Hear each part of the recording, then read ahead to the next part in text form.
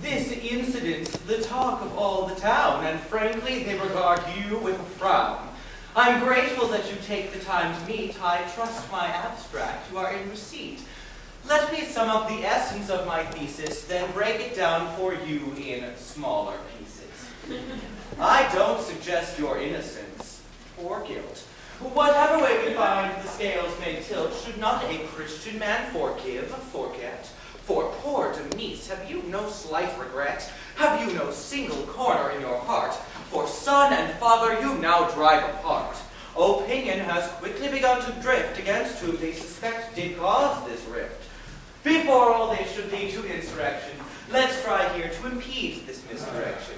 Together we can work to somehow catch it, shake hands and somehow put away this hatchet. A capital idea. Would that I could put blood behind us focusing on good. I carry toward the boy no wicked malice. I gladly share with him a sacred chalice. But as I honor those who honor God, the town would surely think it rather odd. Should I break bread with one who did so slander, the world could not help but suggest I pander. While righteous quarrel once did split us two, reunion would bring all up for review. They'd think I caved in out of shame and guilt, that under conscience pressure I did wilt, that under such most public of attention I bought my peace with backroom intervention. Your logic is severely out of whack, and here does seem to greatly slip the track. Can you not simply act as our dear Christ, or must you shill yourself as heaven's shyster? Don't try to second guess around God's will, but hope for promise he'll one day fulfill. If some decision's good in the abstract, we're not to weigh how the public will react. But should fear of general misapprehension forsake us to a slavish, stiff convention? No, but let us follow in God's sacred path and not conspire to legislate God's wrath. I said his sin I instantly forgave, in spite of how he'd spit and rant and rave. But there's no prophecy nor holy writ to stand by one who in my face does spit. Where was it writ, sir? You were obligated to fortune hunt from sons so disinstated. To let Orgon so quickly change his will reduces prospects for Denise to nil. It would take a wickedness innate to think I plotted for Orgon's estate. I have no interest in a shining treasure. Fair heaven test us by a different measure. And if my brother's wealth should now divert through me, I take it, lest it pervert a weaker soul more tempted by its shine, less apt to heed the will of the divine. An heir might well be tempted to descend to worldly mean and to ungodly end. I do this as a favor to the donor.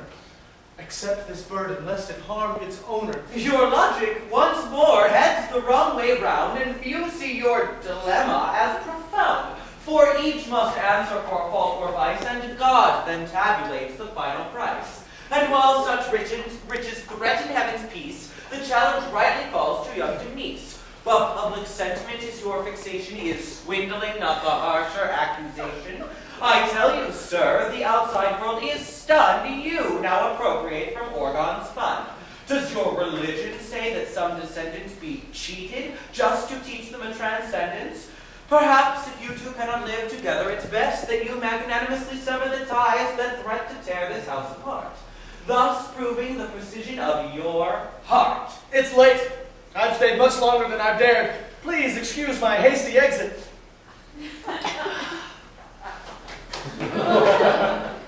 Married! Sir, stay. Lend Marianne your kind support. I fear that you may be our last resort. Her father's turn in this drear situation has stunned the girl with fear of conjugation. Please join with us as we three take a stand to work to get this horrid marriage banned. Oh, he comes. Please, help us now the storms of weather.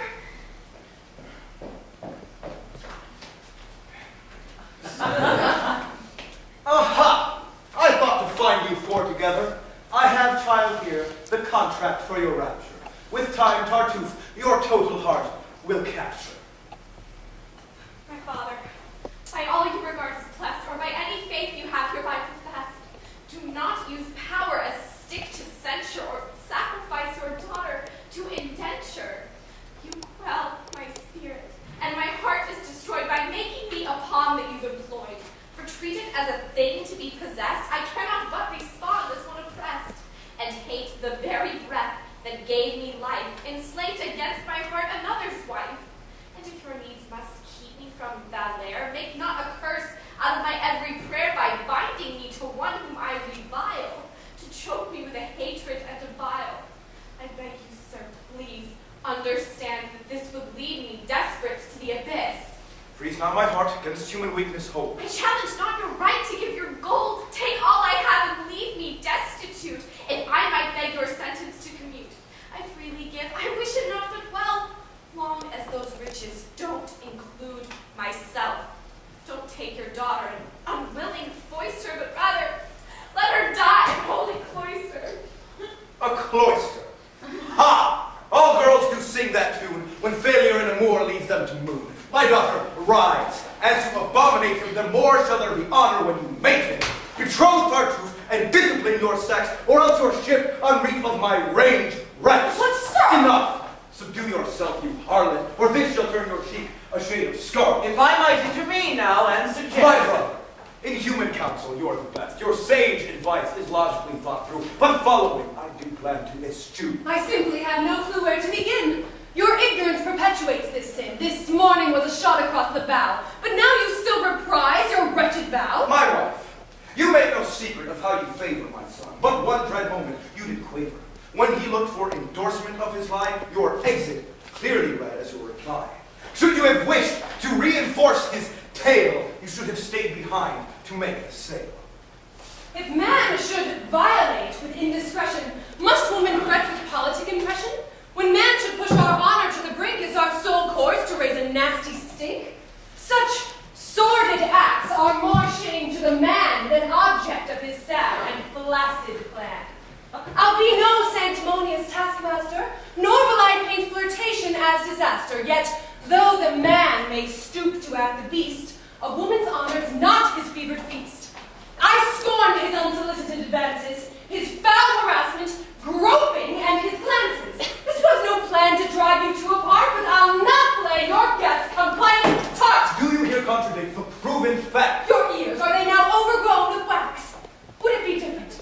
Now, do you suppose, if demonstrated right beneath your nose? You demonstrate? Yes. Nonsense. I can show you living proof of just how low he'll go.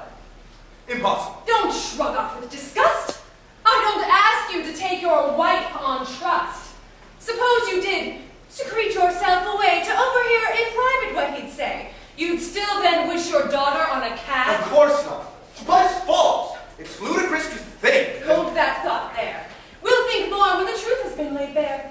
I'll give a clear-cut option to your guest to show that we're the vipers in this nest. I'll stand by here and watch him clear his name, and then we'll know which way to fix the blame. Send in Tartuffe.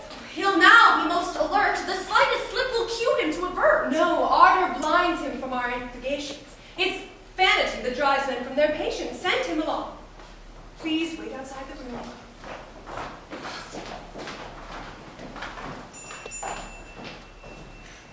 Get under here to watch our loving groom. Huh? Do you want Tartuffe to see you there? Well, We must see him alone for test that's fair. While I establish friendly repartee, you'll witness what he twists a vulgar way. well, only to indulge you will I hide, that we might play this hand until it ends. And once we have, you'll wish to make amends. Now, don't be startled if I act bizarre. To hook him, I may reach out rather far, but you will see that once he takes the bait, the impetus is his to seal his fate. While I employ Amour's great rhetoric, it's he who tries to get this thing to stick. I may continue softly to deceive, till you've decided which one you believe. Since I do this but as our simple ruse, I'll put an end the moment that you choose. I'll count on you to quickly interpose when satisfied there's no more to expose. Don't let it go till I've been tainted by that wide brush with which his lust is painted. He'll go there quite of his own vile volition, so don't leave me in compromised position, but interrupt, just as his depths he plumbs. So then be quiet, out of sight. He comes.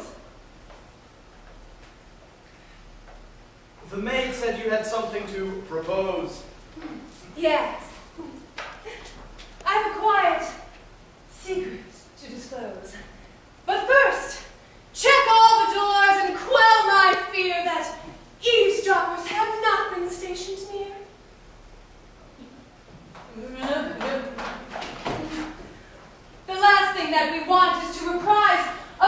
our earlier surprise. It happened so abruptly without warning, and I was still unsettled here this morning. When I tried to resist Amis, he drove a report of our brief tryst out from the rug. In my bewilderment, I didn't think that I might face him down without a blink, but looking back somewhat beyond the fact, the cards are in our favor, fully stacked. We're in control now, after this commotion.